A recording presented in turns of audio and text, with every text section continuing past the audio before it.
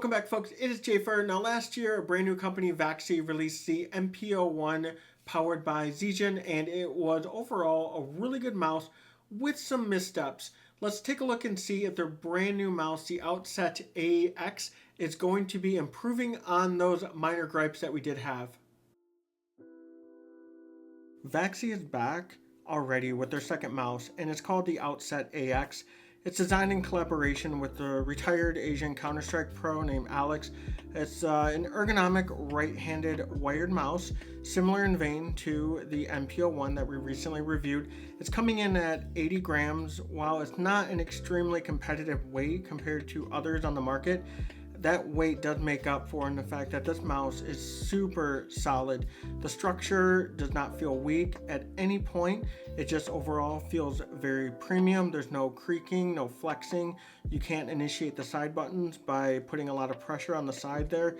And it has that minimal gap design, giving the impression that it's all just one solid piece of plastic. Really impressive. And make no mistake, this shares some resemblance to the tried and true Zowie EC2. How even Vaxee makes mention of it in their announcement video. However, this is not a one-to-one clone, so don't get confused. It's shorter, wider, and taller, giving it a rather stumpy stance. It's coming in at 118 millimeters long, 59 millimeters at the grip, and it flares out to a total of 65 millimeters. And then the overall height is 43 millimeters. It shares the same back curve as the MPO1, but bends to the need for any claw or palm tilt gripping. I seem to bounce between a claw grip or that loose palm. That Vaxee bump in the back there just fits my palm super comfortably, and it allows me to be flexible in any claw or palm position. I definitely had a lot of difficulty with this in a fingertip grip, so I don't recommend it, at least for my hand size that comes in at 19 by 10 centimeters. The surface on this version is glossy and white, just like the second iteration of the MPO1. They did revamp the standard black surface to more of a sticky matte option. From what I've read, it does seem to be a lot better than the initial black crystallized looking surface at the original launch of the MPO1. Either way, either copy comes with that textured mouse 1 and 2, which seems to be the Vaxee style. I wish I could definitely have the option to go for just an all gloss Vaxee mouse, but it does seem to be something that Vaxee is sticking to as part of their identity. It's using Guano 60 gram 10 million switches, and it just feels very pronounced and satisfying. The one thing I will say, there is a stark difference between both the MPO1 and the Outset, in that the difference being you can see the gap between mouse 1 and 2 on the front of the body. This seems to be intentional, and I actually welcome it. The post travel is very minimal, even though it does have that large spacing, but it reduces the overall click volume when you're compressing those clicks, and it just feels like it has the slightest amount of cushion over the MPO1. Now, the side buttons have a matte coating to counter the gloss coating, and from my understanding, the black version, with it being a matte surface, it's going to have gloss side buttons. I unfortunately don't have that copy to compare. It does have almost next to nothing in pre-travel on these side buttons. They are outstanding side buttons with a little bit of minimal post-travel, more so on the back side button per usual, it seems, with mice, but nothing negative to really say, as they are really responsive and they feel great. The scroll wheel has the same thick threading, slightly smoother than the MPO1, but still very audible. Unfortunately, it's seated lower to the body to make up for the overall higher stance of the AX over the MPO1. This is a hit or miss for me. It shows Vaxee is listening and absorbing the feedback of its consumers, but it still is too loud for me to comfortably use it. It has that Zowie-esque feel and sound to it, but even I would say more so than the Zowie that I'm used to using, the S2. Either way though, hopefully we can see it on their third mouse, go even slightly to a lesser harsh tactile sound and feel.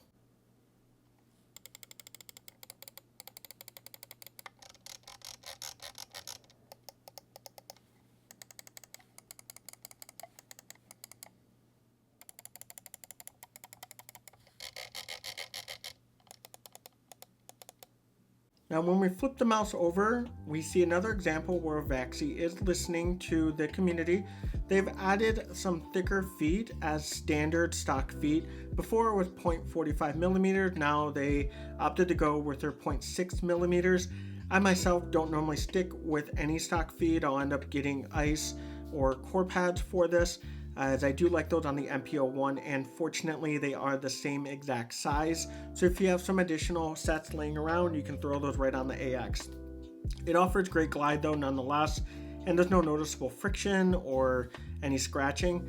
Sadly though, there is no additional set provided by Vaxee, as it seems to have been made their mission to prevent folks from opening their mice. So it's not encouraging us because we don't have that extra set, and they're even going as far as using a TA bit to lessen the likelihood, as seen in my previous paracord video that I will link in the description and right above right now.